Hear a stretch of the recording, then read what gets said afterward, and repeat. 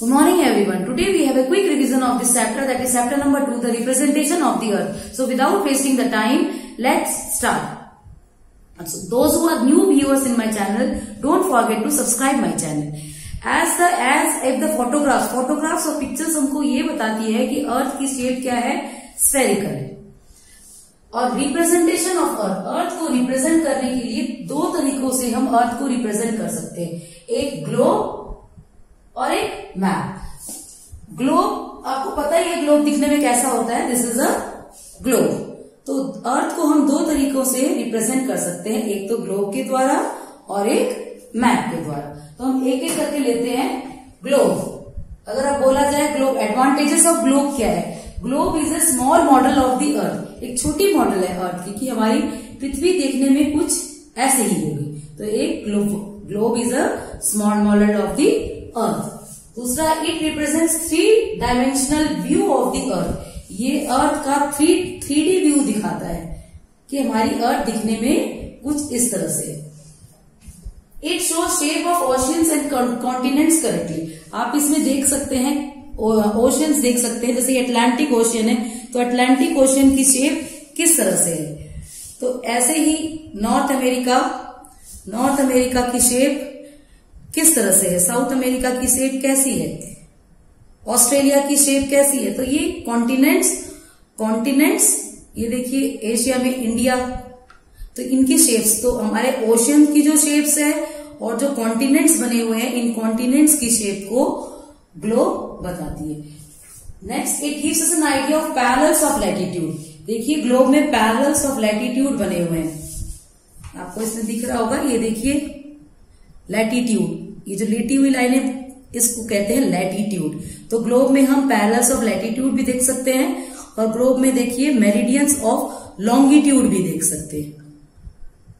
और ग्लोब हमको क्या दिखाती है, एक तो आपको parallels of latitude, meridians of longitude.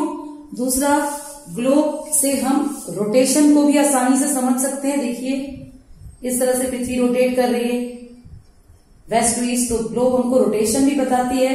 Globe हमको रिवॉल्यूशन को भी समझने में आसान करती है कि सन के चारों तरफ हमारी पृथ्वी कुछ ऐसे रिवॉल्व करती है.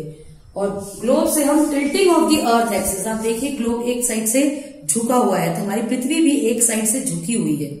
एक्सिस से एक साइड से देखिए आपको दिख रहा है, यहां से झुकी हुई है. तो ग्लोब से हम tilting of the earth axis भी समझ में आ जाता है. तो आपको एडवांटेजेस अच्छी तरह समझ में आ गया होगा.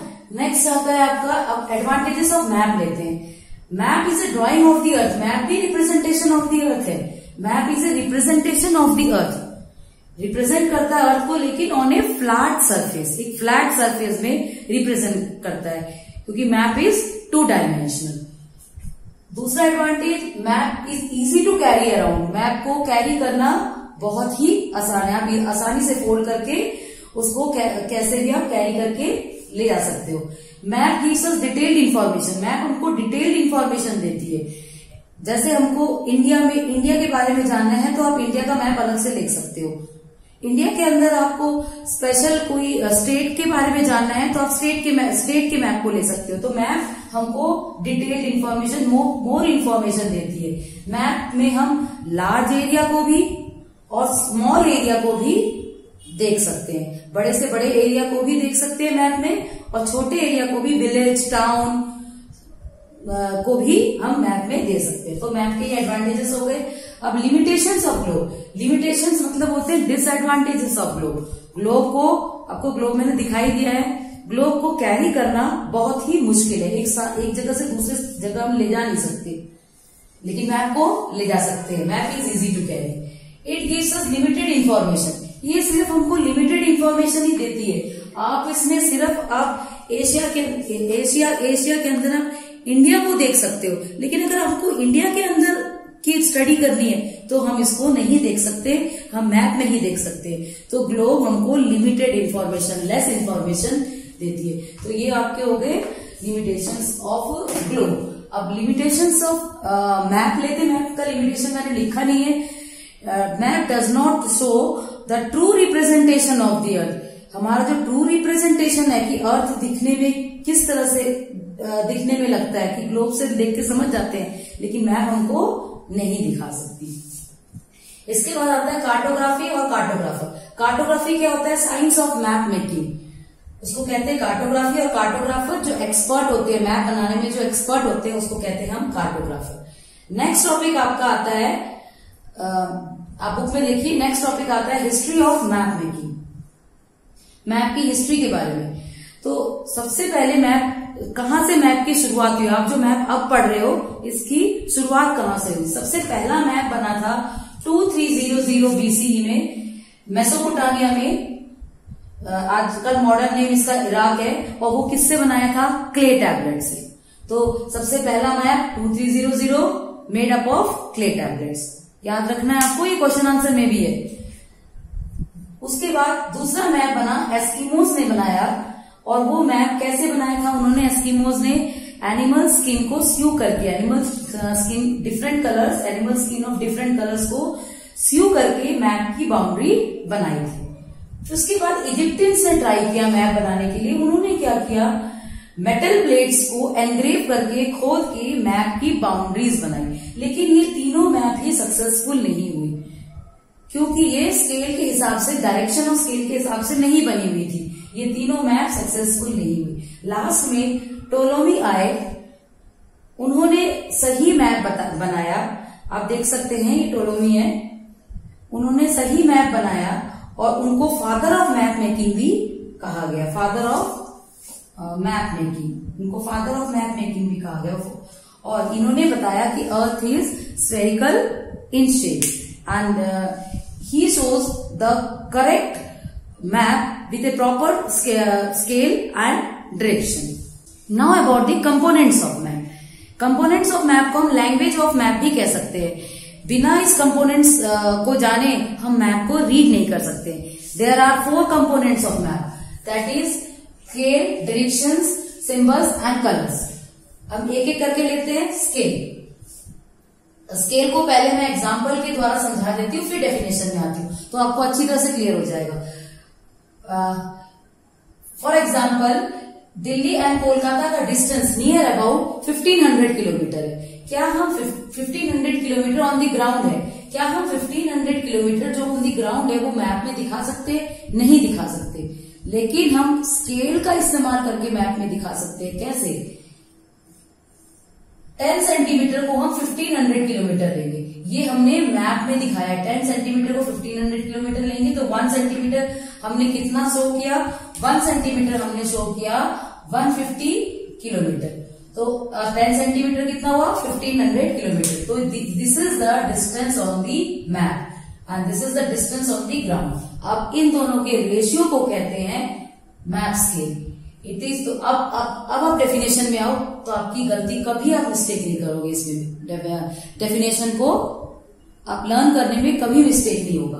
तो स्केल क्या है? It is the ratio of distance between 2 points on a map and the distance of the same point on the ground. इन दोनों के रेशियो को कहते हैं मैप स्केल। तो आप एग्जाम्पल को पहले ध्यान करो, डेफिनेशन को बाद में लर्न करो, तो आसानी से आपको वो कंसेप्ट क्लियर हो जाएगा। नेक्स्ट आता है डायरेक्शन। डायरेक्शन क्या है? Location and position of places in relation to each other. ये डायरेक्शन है कि location and position of place. अब डायरेक्शन, कितने डायरेक्शंस होते हैं? 4 डायरेक्शंस।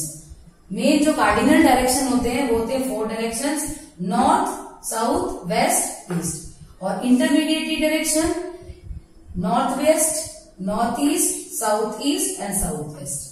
तो यहां तक ये तो आसान है, यहां तक क्लियर हो गया आपको। कंपास, अब कंपास क्या होता है? कंपास एक डिवाइस होता है। आपने कंपास अपने ज्योमेट्री बॉक्स में भी देखा होगा। और कंपास आपके बड़े कंपास यूज होते हैं जो सेलर्स लोग इस्तेमाल करते हैं या फिर जो पायलट लोग इस्तेमाल करते हैं। तो कंपास होता क्या है? कंपास एक डिवाइस है जिसमें एक मैग्नेटिक निडल होता है और वो निडल हमेशा that points always to north. Next component हमारा आता है सिंबल्स। सिंबल्स को क्या कह सकते हैं हिंदी में? सिंबल्स को कहते हैं चिन्ह। किसके चिन्ह? कुछ कॉमन सिंबल्स होता है, जैसे forest, reverse, hills, railway lines दिखानी है, तो ये कुछ कॉमन सिंबल्स होते हैं जो हमको मैप में दिखानी होती है। तो इस कॉमन सिंबल्स की सहायता से हम कोई भी मैप आसानी से पढ़ सकते हैं, चाहे वो किसी भी कंट्री का मैप हो और किसी भी लैंग्वेज में लिखा हो। तो सिंबल्स क्या है? Symbols, by the help of the common symbols we can read any map of any country without knowing the language of that country. These are called conventional symbol. कुछ मैंने एग्जाम्पल दिखाया, जैसे रिवर। अब बार बार river तो लिखा नहीं जाएगा, उसको रिवर की साइन बना देंगे वहां पे, तो उस साइन से हमको पता चल जाएगा कि रिवर शो करने की कोशिश करिए। रेलवे लाइन, तो रेलवे लाइन का सिंबल बना देंगे। इसी तरह चर्च, टेम्पल। कुछ कन्वेंशनल सिंबल्स के सिंबल आप इस पिक्चर में भी देख सकते हो। ये कुछ कन्वेंशनल सिंबल्स दिखा रखे हैं जो हर एक कंट्री में यूज होते हैं और जिससे हम कोई भी मैप किसी भी कंट्री का पढ़ सकते हैं। तो आपको सिंबल्स भी क्लियर हो गया। नेक्स्ट आते हैं कलर स्कीम।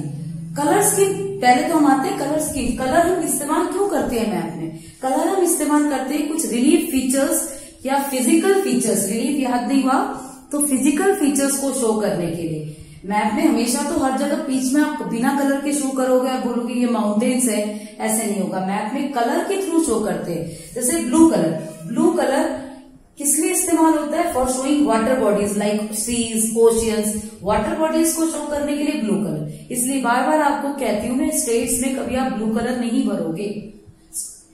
आप लोग स्टेट्स में कई बार ब्लू कलर भर देते हो, दैट इज रॉन्ग।